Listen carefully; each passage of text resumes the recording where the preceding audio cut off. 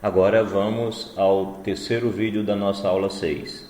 No segundo vídeo nós falamos do exemplo 8. Vamos então ao exemplo 9. Considere o primeiro retângulo da figura abaixo, esse aqui. Decomponha esse retângulo em 2 triângulos e 2 trapézios, como foi feito no desenho. Rearrume essas figuras como no segundo desenho, esse aqui, formando um outro retângulo. Ora, observe agora que a área do primeiro retângulo é 64, enquanto a área do segundo retângulo é 65. Ganhou-se, portanto, uma unidade de área ao rearrumar as figuras. Bem, aqui tem 8 por 8 e aqui tem 5 por 13. Então, por isso aqui a área é 64, enquanto que aqui a área é 65. Então, a pergunta natural é: o que houve? Bem, novamente, como no exemplo 8, a gente deve refazer o desenho com cuidado e observar se as partes que estão aqui são de fato as partes que estão aqui desenhadas precisamente. Bem, refazendo o desenho, então, primeiro aqui de fato tornou-se um quadrado, 8 por 8, e quando a gente olha aqui para este retângulo, a gente nota que desenhando precisamente as figuras, colocando estes pontos nas medidas certas, você vai notar que surgem aqui 3 triângulos, e aí você nota que, destacando esse ângulo aqui em azul, você tem, por exemplo, o cálculo da tangente desse ângulo seria cateto oposto 2, enquanto que adjacente 1, 2, 3, 4, 5. Então, 2/5. Bem, aqui você também tem 2 e tem 1, 2, 3, 4, 5. Então, de fato, este ângulo e este são iguais. Mas quando você olha para este triângulo aqui, você tem 1 e aqui você tem 1, 2, 3. Portanto, a tangente deste ângulo é 1/3, enquanto que a desse é 2/5 e a desse é 2/5. Logo, isso daqui não pode ser uma reta. Se fosse uma reta, esses ângulos eles eram congruentes, eles eram todos com a mesma medida e, portanto, suas tangentes seriam iguais. Logo, esta figura não é de fato o mesmo que trazer estas partes e colocar aqui. Exatamente por isso que a área dessa figura é totalmente diferente da área dessa. As figuras de fato não são as mesmas, portanto, não tem como ter a mesma área. Então, estamos de fato diante de um sofisma.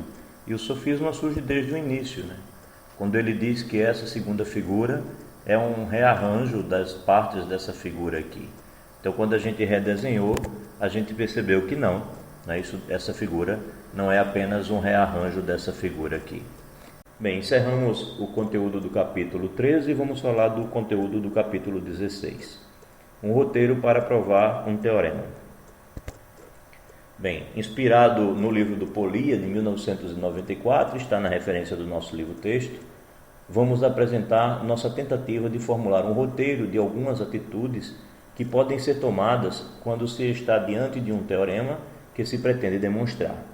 Deixamos claro que nosso objetivo não é que o leitor as leia sempre, antes de resolver algum problema, ou que as considere como um roteiro infalível para solucionar suas dificuldades.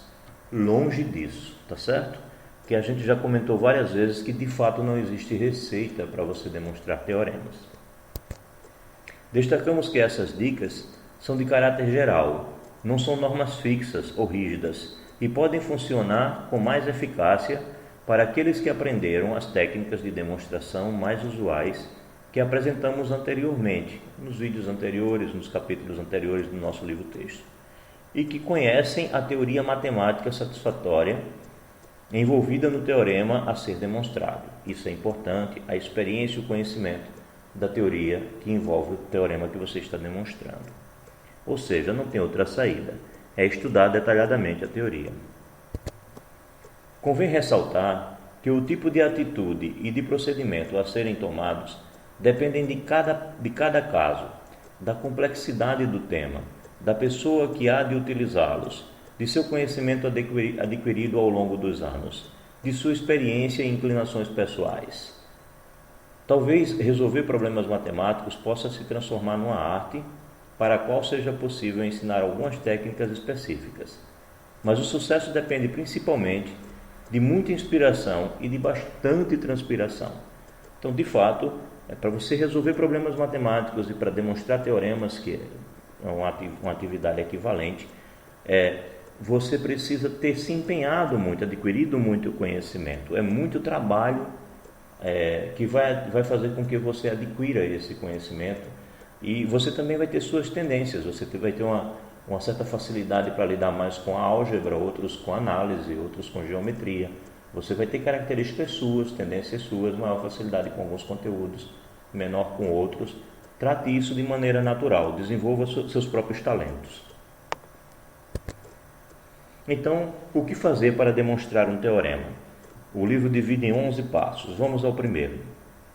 O que quero provar? Bem, diante do teorema a ser demonstrado, muitas vezes vemos algumas pessoas perdidas, sem ao menos saberem dar o primeiro passo. Primeiramente, é necessário saber o que se quer demonstrar. Não importa quantas vezes seja necessário repetir a pergunta anterior, só pare quando tiver plena consciência de que pode respondê-la sem titubear. É necessário compreender um teorema antes de ensaiar qualquer tentativa de prová-lo. Então, o primeiro desafio diante de um teorema é entender exatamente o que ele está dizendo. Conheço todos os elementos que compõem o teorema.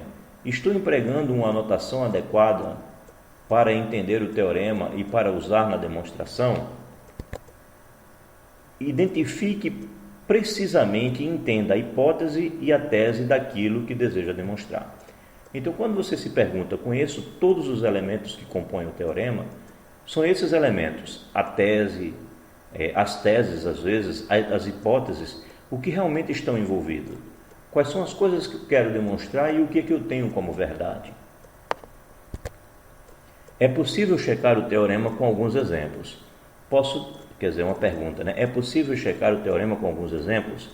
Posso detectar nesses exemplos alguma propriedade ou característica que eles possuam em comum e que seja fundamental para que o resultado funcione? Essa propriedade ou característica pode ser usada na minha demonstração? Então, são perguntas que você deve se fazer. Muitos resultados gerais partem justamente do estudo de alguns exemplos específicos. Você trabalha em cima de exemplos concretos, observa as características, busca padrões e a partir desses padrões você começa a enxergar generalizações. Antes de começar a resolver a demonstração, conheço a demonstração de algum teorema semelhante? Então é útil buscar no repertório de conhecimento já adquirido, naquilo que você já resolveu, nos exercícios difíceis que já fez, nas técnicas que já trabalhou, se alguma delas se aplica àquele teorema que você está tentando resolver ou tentando demonstrar naquele momento.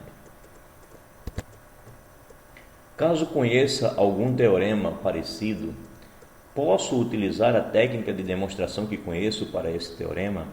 É preciso introduzir algum elemento auxiliar extra que me ajude nesse sentido?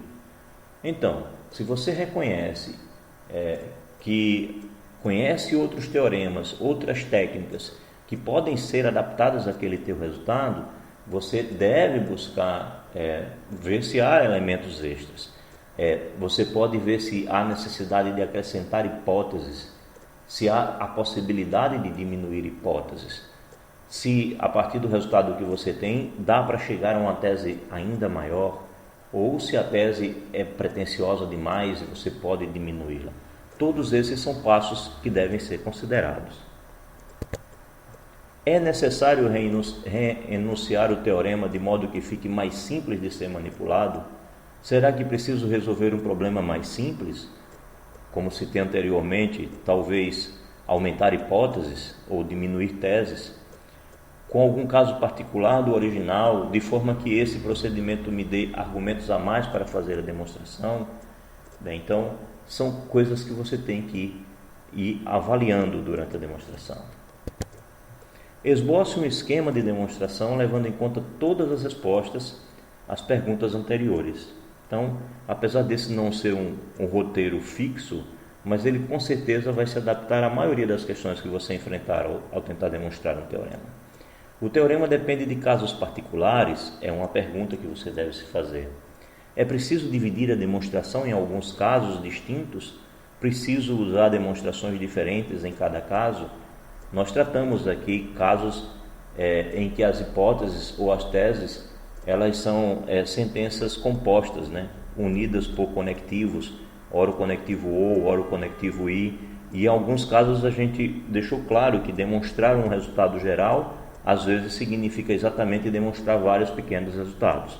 Então você tem que descobrir isso, estruturar a tua escrita, observar a tua demonstração a partir às vezes de uma divisão de pequenos resultados para poder chegar ao resultado geral. Ao longo da demonstração, tome toda a cautela para não usar raciocínios errados ou deduções falsas. Analise cada passo, siga uma cadeia de raciocínio lógico, deixe claro onde está usando cada hipótese, conclua a demonstração ressaltando a conclusão que acabou de chegar. Caso a demonstração seja longa demais, é bom dividi-la em passos e siga todas as dicas anteriores para cada um desses passos. Escreva a demonstração.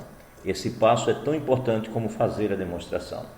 Então, muitas vezes você dominou toda a ideia, você conseguiu rascunhar a demonstração, mas a tua escrita tem que ser precisa, tem que usar a linguagem técnica correta, tem que usar as notações adequadas, nem sobrecarregar as notações, nem fazer com que as notações sejam insuficientes. Então, a escrita da demonstração também é muito importante. Ela poderá ser avaliada por alguém, observada melhor e mais facilmente vai se observar se a sua demonstração está correta ou não. Terminada a demonstração, é necessário fazer uma análise crítica dela, o que pode ser muito enriquecedor para o aprendizado. Todos os dados do teorema foram usados? Há algum que seja supérfluo? O teorema admite alguma generalização? O método pode ser aplicado para outros resultados? Quais? Então, todas essas perguntas você pode e deve se fazer. E não considere nada ruim, não considere como sendo ruim o fato de que você tenha que corrigir resultados que você demonstrou. Lembre-se, por exemplo, que o último teorema de Fermat foi apresentado uma demonstração em 1993, mas a demonstração havia um erro. E estamos falando de profissionais super competentes, super habilitados, super experientes em demonstrar resultados difíceis. Então, não é incomum que a gente se depare com a mesma situação. Então, tenta, insiste, persiste, aprende e melhora cada vez mais a sua escrita. E o melhor método, claro, para poder chegar a isso é exatamente você fazer os exercícios, estudar bastante, né? Insistir nos teus estudos no dia a dia, fazer os exercícios dos livros, aprender e desenvolver e dominar técnicas de demonstrações em matemática.